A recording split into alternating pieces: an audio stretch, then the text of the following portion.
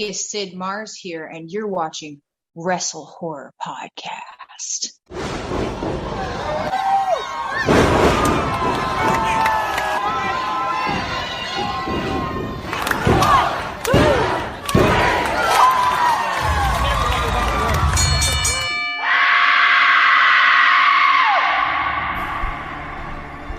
Ladies and gentlemen, welcome to Wrestle Horror.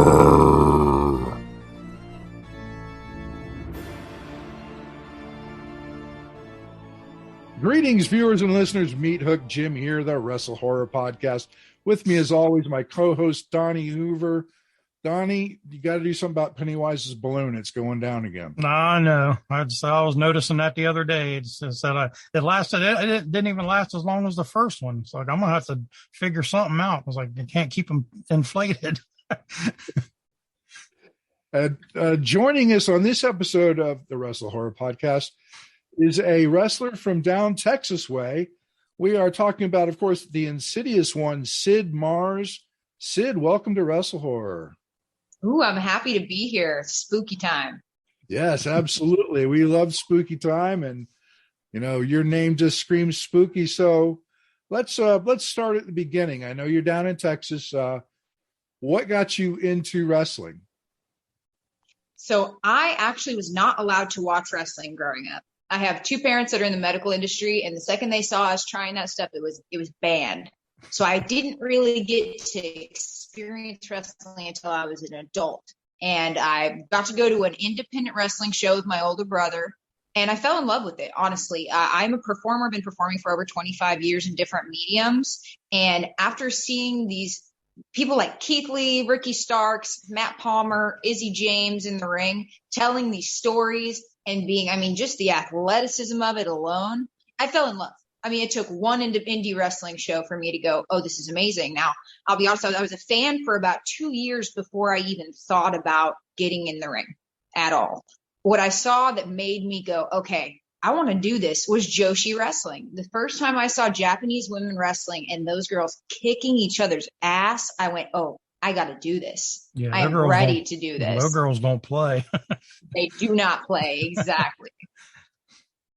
So that's kind of where my love spawned into it. And like I said, just a fan for 2 years. And like I said, finally, that was what it took, was seeing those girls. They're so powerful and they're so strong.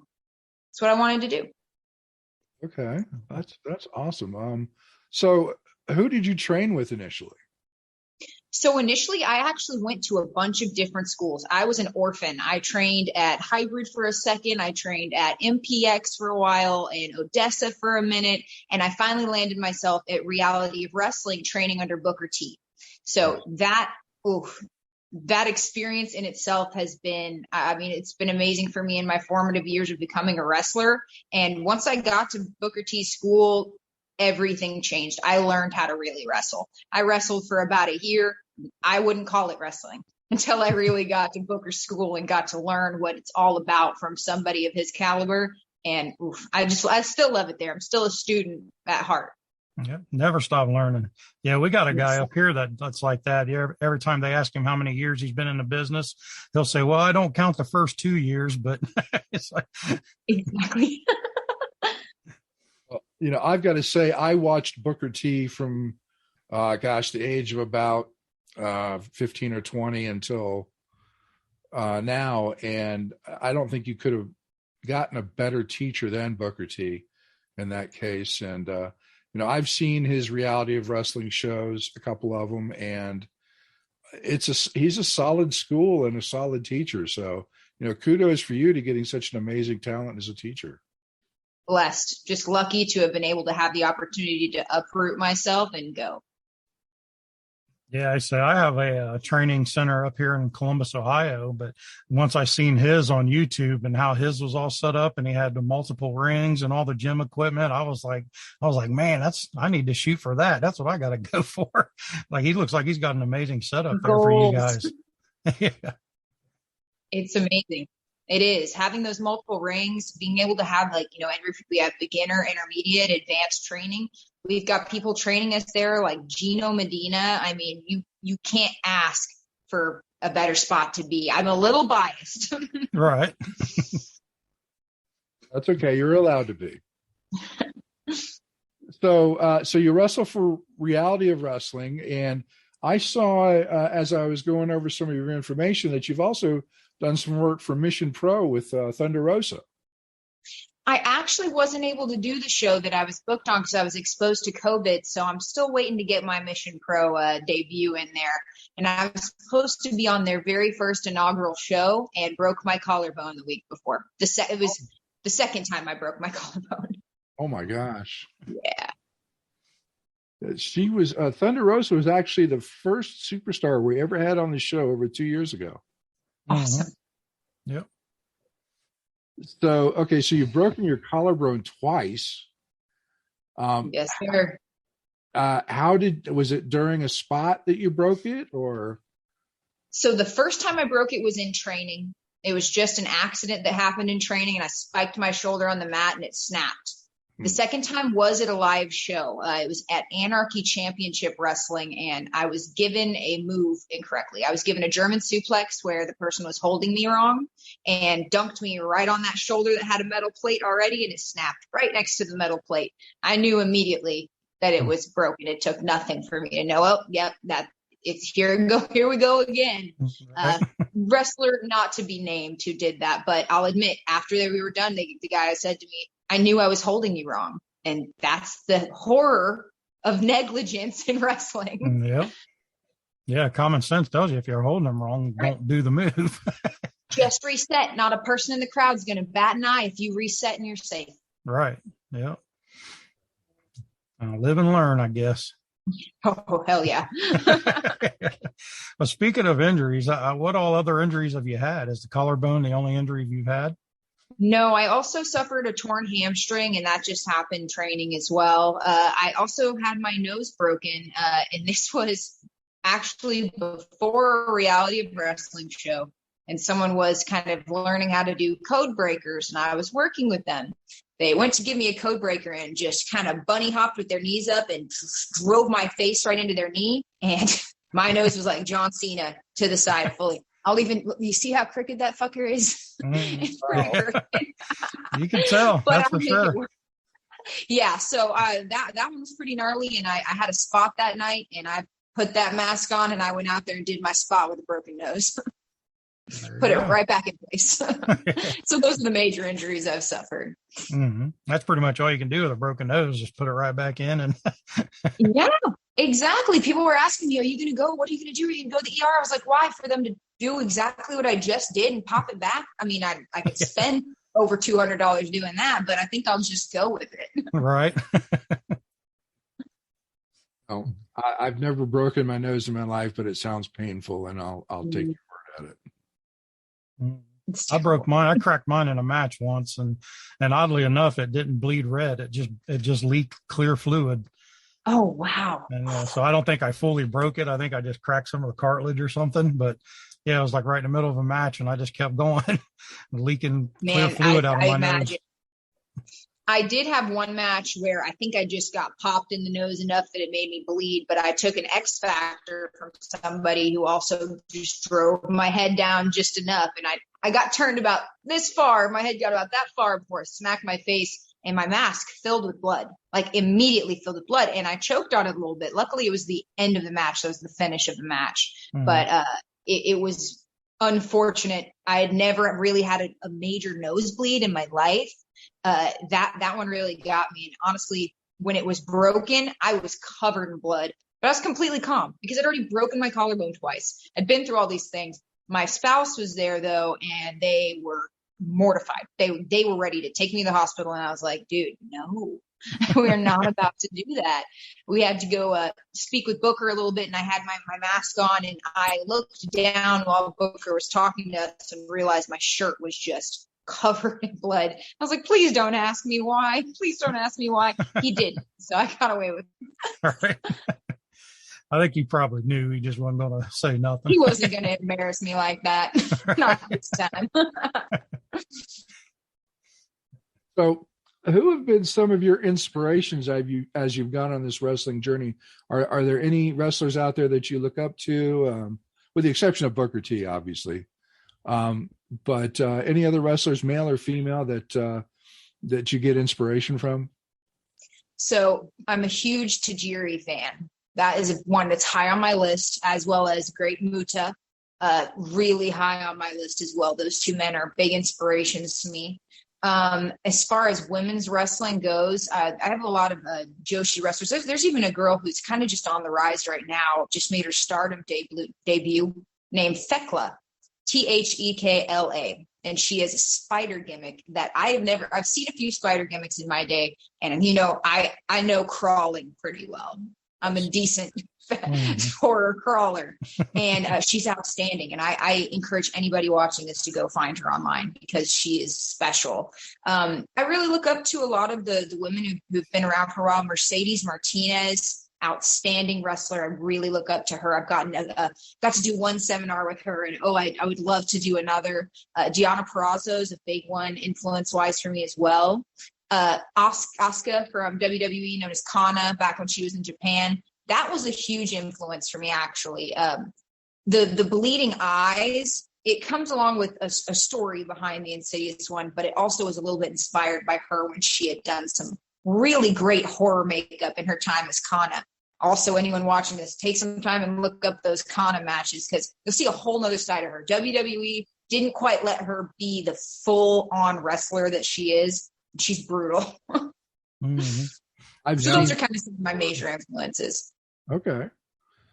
All right. And what about horror influences with your character?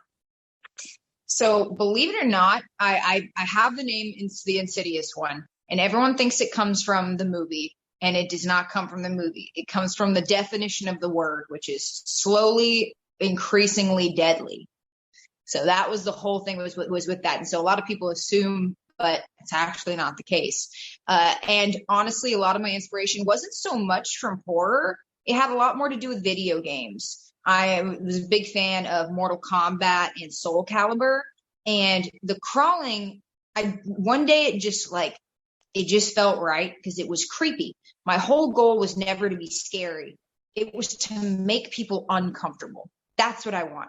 I want to creep you out. Some people I think feel like creepy and scary are the same thing. I don't really agree. No. Yeah, exactly. I don't really agree. I think creepy is its own class. And that was what I always wanted is people to see me, see that crawl and go, oh God, no, just heebie-jeebies everywhere. That's when I think I succeeded. I've made many children cry, and I take great pride in that. There you go. One wrestler I find creepy and not scary is Abaddon in AEW. Mm-hmm. Yeah, absolutely. She's outstanding. She's got a great gimmick. She knows what she's doing. She knows who she is out there. So lots of people are always on the Twitter trying to get us tag teaming. So AEW, hit it up. Let's tag. Right. Come on, guys. I know you're listening. Exactly. Up the girl up here, man. Come on. How do you feel about Rosemary and Impact? I've been a fan of hers for years. Yes. I mean, definitely. I can't believe I blanked on her. Definitely influential. Oh, and Su Yung.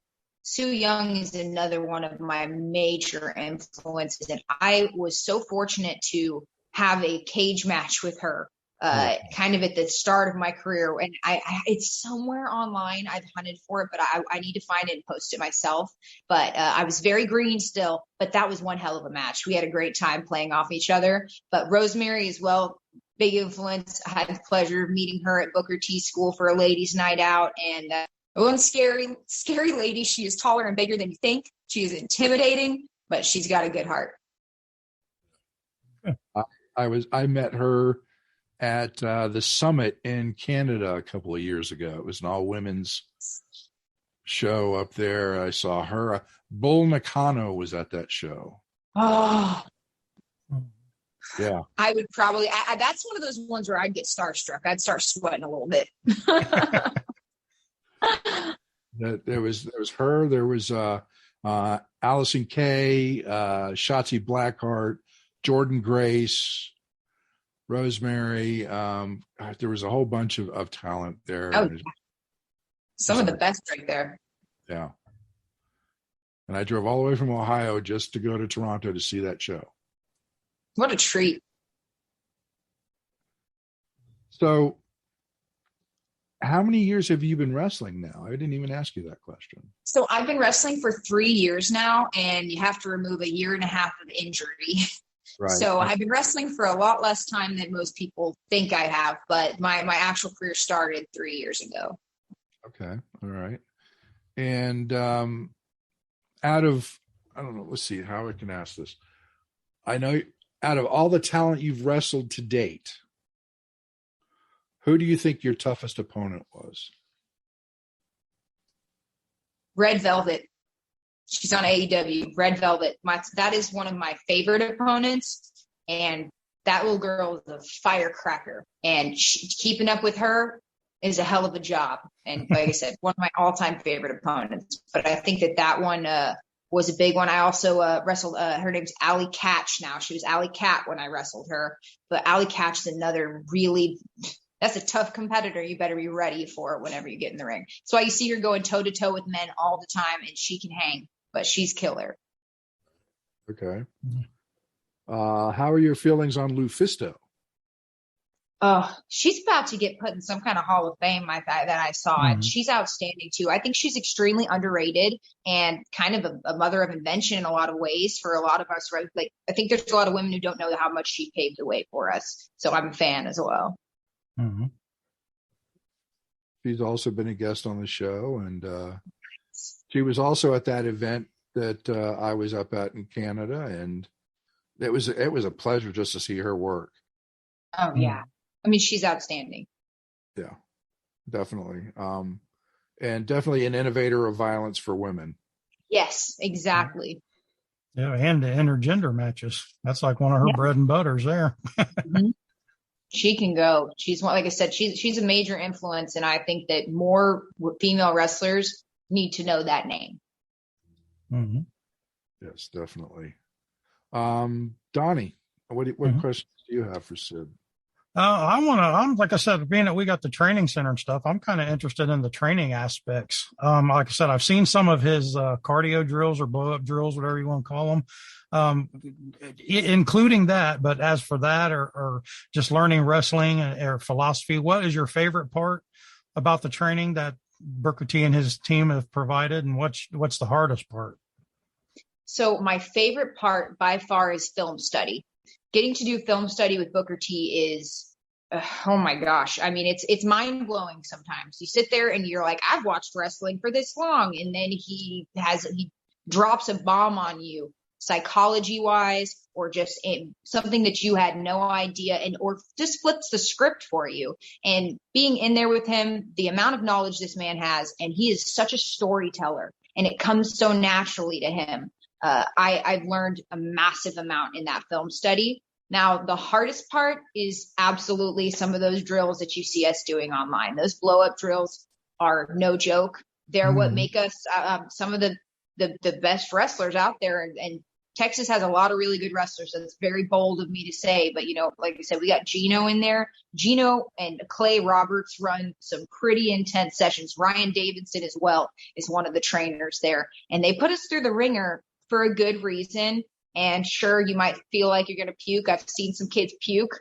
It happens. It happens. It gets you ready to be out there. So the hardest part is just the training in general, and especially those pro blow-up drills.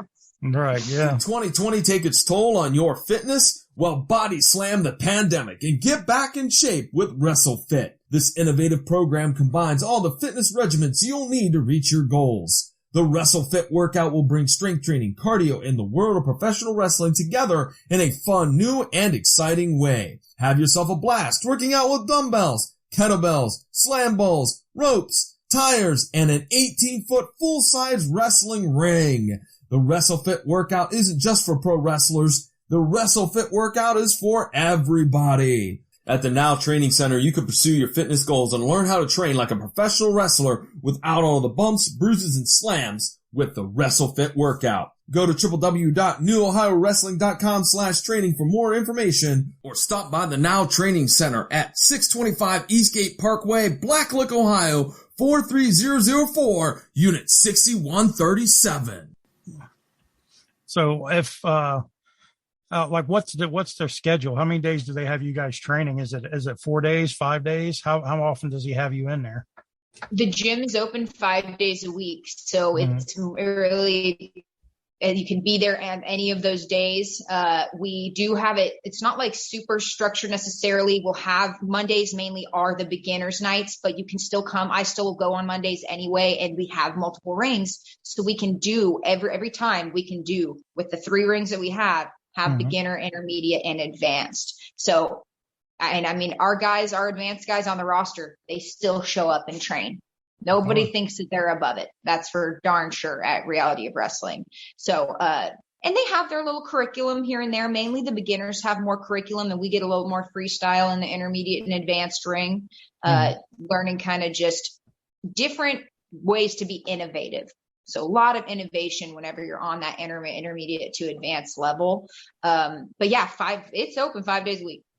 Nice. So it's kind of just like an open gym type format. You can go in and get some ring work in or some weight training or whatever. Exactly. Nice.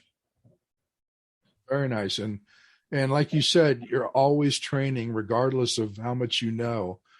Unfortunately, there are many wrestlers out there in the indie scene that think once they know it, they don't need to keep training, and then they don't get to where they want to be because they don't think ahead. But you've got to train constantly. Absolutely. It's what it takes to be the best. And I've seen wrestlers debut and get worse. And that's what's going on there. Yep. I had a conversation with our trainers for the Ohio Pro Wrestling Academy, and they laid it out for me in a way I didn't understand, or I understood it, but it kind of made more sense to me. And they say basically your wrestling training that you start out with is just basically laying the ground level for you. And then you learn most of your work on the job training and then coming back and practicing. And, right. So I'm a big proponent of learning. And I always say, never stop learning. It doesn't matter how long you've been in the business, always keep learning and stuff like that. So that just goes, to kind of what you're saying, if they just get the groundwork and then they say, oh, I'm the shit, and they go out and start working and they end up hurting somebody. And, and like you said, they decline instead of improve. Right. Absolutely. They go from being the shit to in the shit. Being the shit.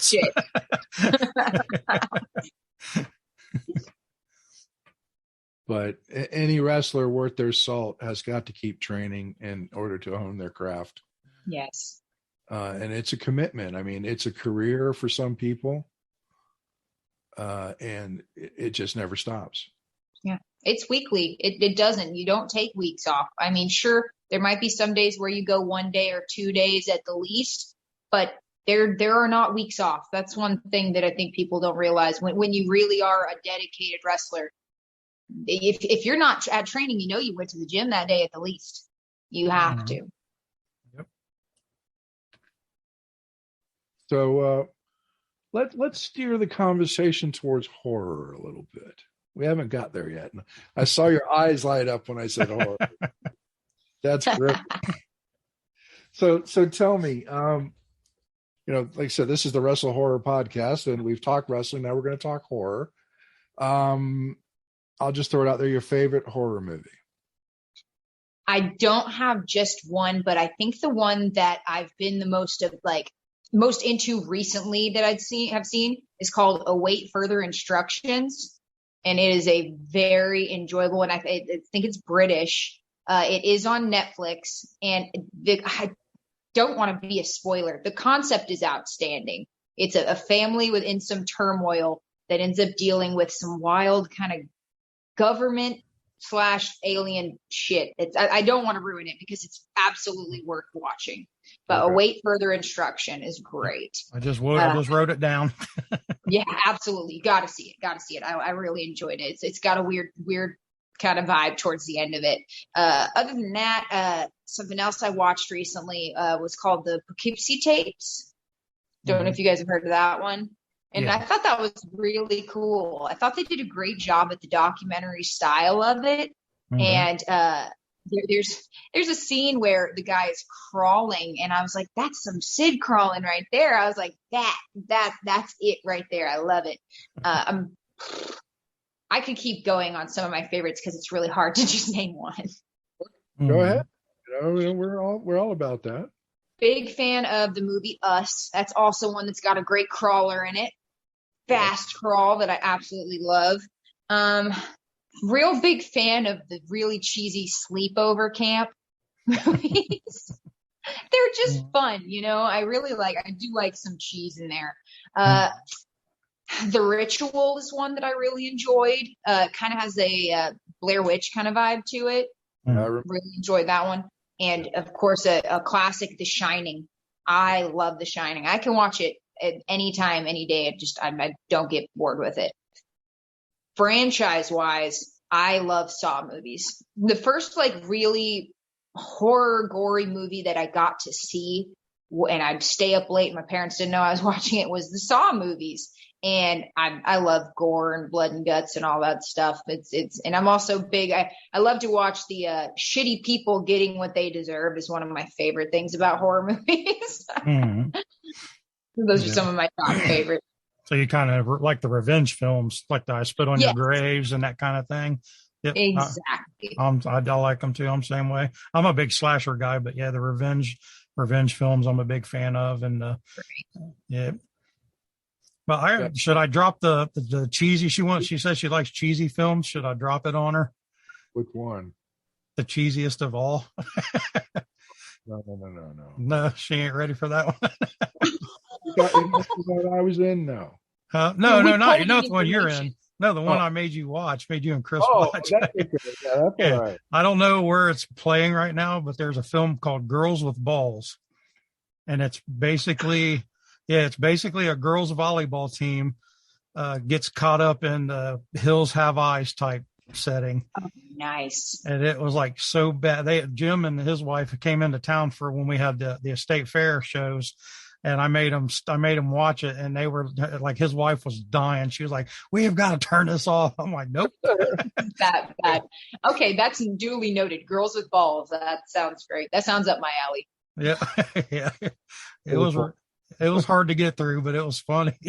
I love it. Well, I love the Mystery Science Theater when they're making fun of the absolutely terrible old ones. Oh gosh, I think they do Jeepers Creepers on one of them, and that is it's too funny. It's worth it. Jeepers Creepers is one of my favorite franchises. It's great. I'm a fan as well. Mm-hmm. Yeah. And matter of fact, in the first one, the church they used for him to dump the bodies down, I was there before it burned down because I lived in Florida at the time, and that's where they shot it. Oh, that's cool. Yeah, I purposely tracked it down, and I got to see it before it got burned down by some vandals. People are the worst, man. Humans suck.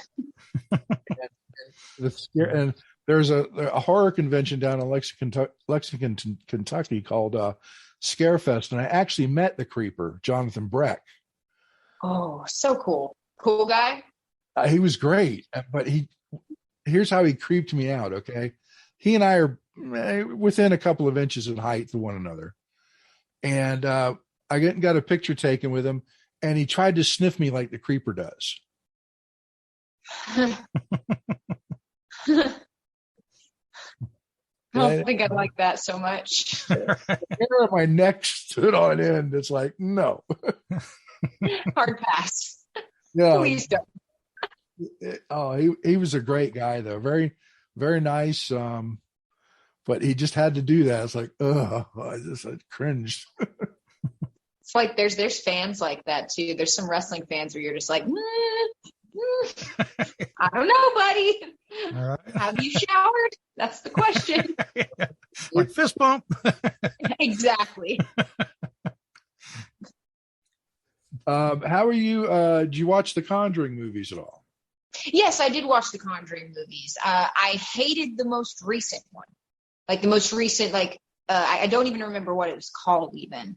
But that one was the worst one to me. It just did not. I also, jump scares, weirdly enough, and my husband hates this, jump scares never get, it's got to be so good. And it pops me every time I actually get jump scared because it just doesn't happen for me. And so nothing hit me in that movie.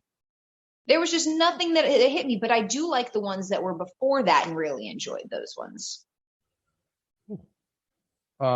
Oddly enough, and Donnie knows where I'm going with this. The first movie, The Conjuring. I'm a paranormal investigator. Oh, hell yeah.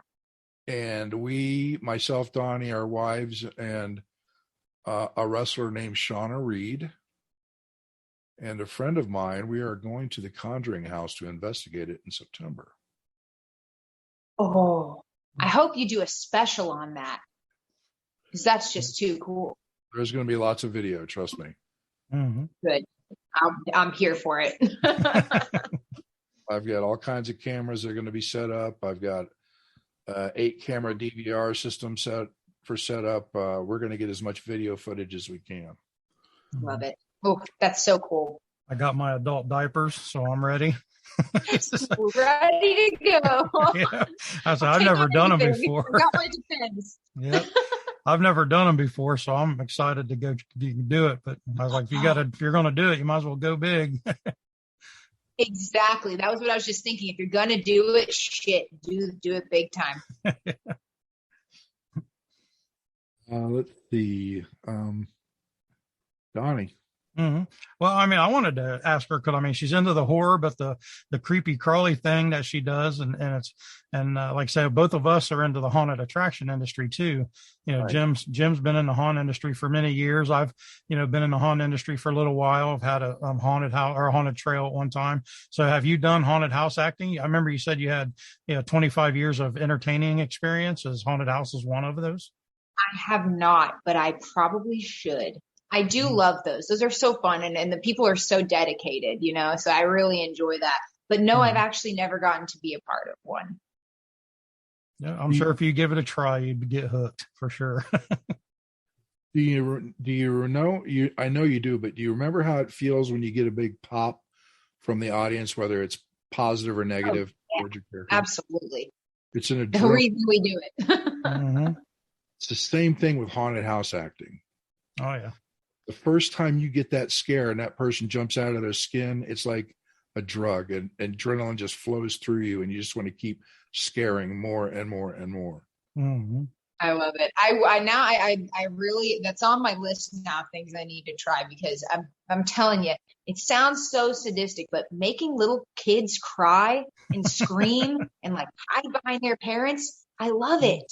I just love it. I'll say this, my new gimmick, it's not going to happen as much. The Sid Mars gimmick, I won't be able to scare kids as much. So that's something I'm going to miss about wearing that mask, is making children just hopefully have nightmares. Yeah. Well, in the haunted houses, you'll be doing the same thing, but to a grown adult men. Well, whereabouts in Texas are you? I am in Houston, Texas. Okay. I was going to say, if you were close to Dallas, I could hook you up with a haunted house. Oh yeah, I lived in Dallas for about a year, but then I ended up, like I said, I uprooted myself to come to reality wrestling over here in Houston. Well, if I know of any haunted houses down that way, I'll let you know. Maybe you can. Please do, because that just sounds like a blast. Now, I'm surprised I never even thought about doing it, being that I've gone to many of them, but I don't want to scare some people. and to be honest, your crawling thing is actually an effective scare in a haunted house. You just got to be careful not to get in people's way, or they'll kick you or hit your knee in the face or something. That's my fear, is people just like fear punching. You know what I mean? Like just like, oh God, and just like swinging on somebody. Oh yeah, that happens. So, I got hit twice last season. Oh shit, dude. Yeah. Multiple times. Oh yeah. But see, I'm 6'4" and better part of 300 pounds. So they hit me about 5'2". They hit me, and I just look at them and they run away. Oh yeah, that's even scary. Yeah. But I teach people how to be haunted house actors too, and your crawling thing is one of the things I teach, because people are always expecting you to scare in a certain area, Right. And when you come from below or above, it's way out of their comfort zone, and it is more effective than in that zone. Yep. Absolutely. I've had opponents who I've made very uncomfortable who said, I liked wrestling you, dude, but I just never want to have you crawl at me like that again, because I go fast. I don't usually the beginning of my matches, I tend to square up and I'm low to the ground, and I do charge at them, and I tell them, I'm really coming for you. You have to move or I will grab you. I, without hesitation, will put you down if you let me. And it's pretty terrifying. And I didn't realize until I had seen a picture that the way that I crawl, I don't crawl with flat hands. I crawl on my fingers. It hurts. And I didn't really think about it until I realized that was what I was doing. And I was like, man, it makes your arm look absolutely terrifying, like a hoof of some kind. So I was like, okay, I did that without knowing, and I like it. We'll keep that. Different is better. Yes. So, Donnie, you know what time it is. It's time for the question. All right. Yep. Here's a question we ask everybody that comes on the show, and there is no right or wrong answer. So it's not a test of knowledge. It's just, we want to get inside your mind and see how twisted you really are, and, see if you're as twisted as the rest of us. So that question is, you are the main serial killer in your own horror film. What is your go-to kill?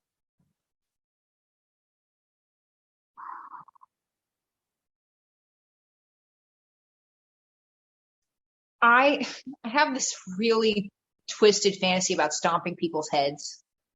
So something where I would be a skull crusher of sorts. Just good pair of boots, just smashing them. That's probably what I would do. Nothing wrong with that. Good solid pair of demonias. Yes, exactly. I've got 4 pairs. That's why I said that. I've got one. I only have one, but man, I would love to have more. Okay, Skull Crusher. Once again, we've been doing this since about episode 50. We've never had a duplicate answer. And that's awesome. Oh, you're going to be episode 130. I was wondering if anyone else wanted to crush skulls. Nope. not with their foot. No, not with the feet. Yeah. I mean, we've had the sledgehammers and the axes and all that to the head, but never a curb stomp. Yes, exactly. A pure American History X curb stomp. That's what I'm talking. So, Sid, how can people find out more about you? Maybe about some of your bookings, about Reality of Wrestling. What's the social media happenings? So I am on Twitter. That's where you're going to get most of your information on where I will be. And that is at Insidious Sid Mars, but there's only one S in between. So it's Insidious, and that shares the S in Sid. So I think that my little handle that I put on here is that at Insidious Sid Mars. And then I also do have Instagram, where I kind of just post more day in the life stuff, a little bit more fun, some great action shots. And here and there I'll post flyers. But like I said, Twitter is kind of the place to be for whenever I'm letting y'all know where I'm going to be, what podcasts I'm going to be on next. Obviously, now that I talk, there's going to be a lot more to learn about Sid, a lot more. So I believe the Instagram handle is Insidious_one_. I also have a Facebook page as well. If you just look at the Insidious One, you'll find that one there. I also do post event pages there. So I'll share the events where you can get all the information for where to be. So it won't just be flyers, but you'll actually have the ability to say whether you're going or interested. So check that out. I've got a Facebook page under just the Insidious One. Got my Instagram, which is Insidious_one_, and that's not the number one, it is the word one. And also, though, for booking purposes, anyone that wants to book me, it is bookinsidious1 at gmail.com. That's bookinsidious1 @gmail.com. Amazingly enough, is how I found you. Yes. So, are you, as far as bookings go, are you taking bookies wherever they're going to book you, or do you have limitations as far as travel goes, things like that? I will take them anywhere. I've even worked out in London, and I really want to go to Canada. So I'm willing and ready to travel really anywhere and try to just get out there. I mean, I work pretty centralized in Texas a lot of the time because we have so many indie promotions, so many great promotions, and so many opportunities here. But yeah, I'm ready to fight anywhere, anytime. So upcoming, I don't have a whole lot of bookings because I try to be careful with COVID. So I've got 2 coming up this coming Saturday, Reality Wrestling in Canton, Texas. I'll be in a tag match. It'll be me and Mia Friday against Vert Vixen and Rachel Rose. So that should be an interesting mashup. Hopefully I'll bring a little rage out of Mia Friday, see what I can do with that.